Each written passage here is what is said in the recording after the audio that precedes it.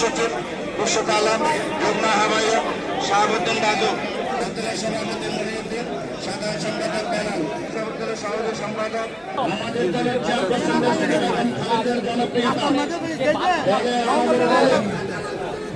আসলাম ভাই আপনাদের সম্মুখে। ওয়ালাইকুম রহমতুল্লাহ। প্রথমে শুকরিয়া আদায় করি সেই মহান রাব্বুল আলামিনের।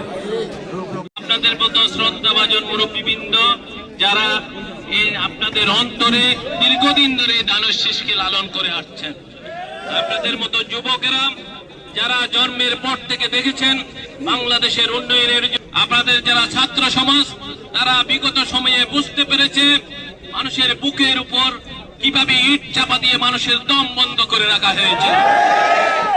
ঠিক সেই একই প্রক্রিয়ার মাধ্যমে 5ই আগস্টের যেই জুলাই অভ্যুত্থান বা জুলাই বিপ্লব, সেই বিপ্লবের মাধ্যমে এই তরুণ সমাজ বাংলাদেশের মানুষকে অধিকার ফিরিয়ে দিয়েছে। আমাদের মতো অনেক বয়স্ক যারা আছেন তারা রাজনীতি করবে না এরকমও বলতো, এই যুব সমাজ বাংলাদেশের মানুষকে সেই অধিকার ফেরত এনে দিয়েছে, তুলেছে। আমরা পর্যন্ত ছবি তুলতে দিয়েছি, ভিতরে কি আছে সেটা আমি ছবি তুলতে দেই না। আমরা তুলে অনেকে ফেসবুকে দিয়েছে, ইয়েতে দিয়েছে। আজকে ভিতরে কি আছে এটা দেখতে হবে।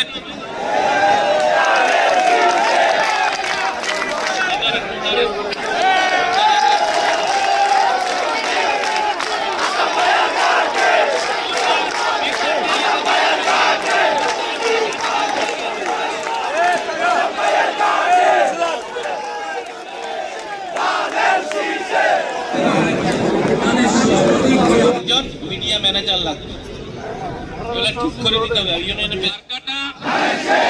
এদিকের মার্কা, আপনাদের অন্তরের মার্কাটা হলো ধানের শীষ। প্রত্যেকটা ইউনিটে একই মিডিয়া ক্যাম্প করতে হবে ভোট কেন্দ্রগুলোর জন্য। এটার জন্য তো আমার নতুন করে বলার নেই। নির্বাচন একইভাবে এজেন্ট থেকে শুরু করে প্রতিটি পর্যায়ের জন্য আমাদের ক্যাম্পিং গুলো হবে। সমাজের মাধ্যমে আবার পাবো না, মানে এই আজকে কালকে 25শে ডিসেম্বর আমি যেটা বলছিলাম, আমাদের ভবিষ্যৎ প্রধানমন্ত্রী দেশে যেদিন এসেছেন নির্বাসনে ছিলাম, অর্থাৎ আমি ঢাকাতে ছিলাম, অন্তরটা আপনাদের সাথে ছিল, কিন্তু আমি ব্যক্তিগতভাবে আপনাদের সাথে দেখা করি নাই।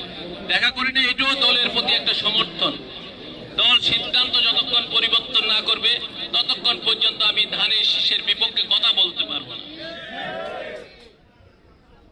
সেই জন্য সেই ধারাবাহিকতায় আমার অপেক্ষার মেয়াদ শেষ হয়েছে এবং এই 20 তারিখ পর্যন্ত আমি আবারও বলি, আমি কিন্তু কেন্দ্রের অনেক নেতার সাথে যোগাযোগ করি নাই, শুধুমাত্র আমাদের চট্টগ্রামের নেতা জনাব আমির খসরু মাহমুদের সাথে যোগাযোগ করেছি।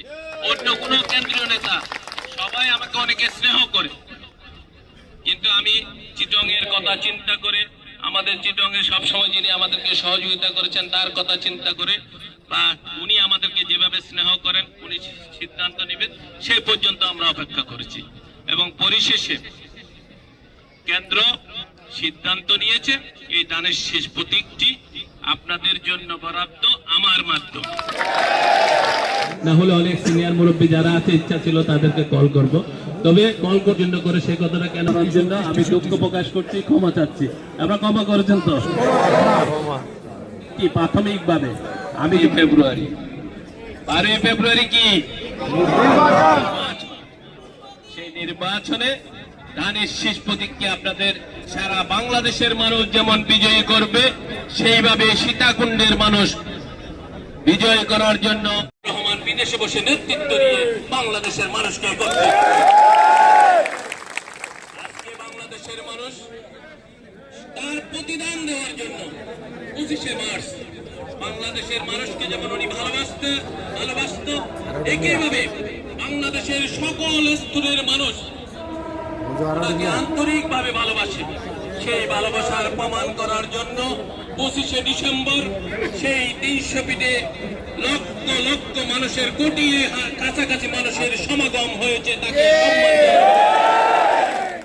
এই সম্মান জানানোর মাধ্যমে প্রতীয়মান হয় বাংলাদেশের মানুষ জাতীয়তাবাদী শক্তির সাথে আছে, বাংলাদেশের মানুষ দাঁড়িয়ে শীষের সাথে আছে। বাংলাদেশের মানুষ কিসের সাথে আছে? কিসের সাথে আছে? এই সীতাকুণ্ড আকবর্ষা এলাকার মানুষ সারা বাংলাদেশের মানুষের হৃদয়ে পৌঁছেছে দুঃসময়ে, যখন বাংলাদেশ কোন নেতৃত্বের শূন্যতায় চলছিল, রাজনৈতিক নেতৃবৃন্দ যখন কোন সিদ্ধান্ত দিতে পারছিল না, ঠিক সেই অজ্ঞাত major Ziaur Rahman I revolt বলে সেদিন সেনাবাহিনীর সেই নিয়ম ভঙ্গ করে কালুরঘাট বেতার কেন্দ্র গিয়ে ঘোষণা করছে। কথা বলার মাধ্যমে সারা বাংলাদেশের মানুষ দল মত নির্বিশেষে এক হয়ে স্বাধীনতা যুদ্ধে ঝাঁপিয়ে পড়েছিল এবং বাংলাদেশের জন্য স্বাধীনতা এনে দিচ্ছিল। আমাদের বাংলাদেশ একটা ভূখণ্ড, আমরা যেটা বাংলাদেশের মানচিত্র বলি, সেই মানচিত্র বাংলাদেশের জনগণ পেয়েছে।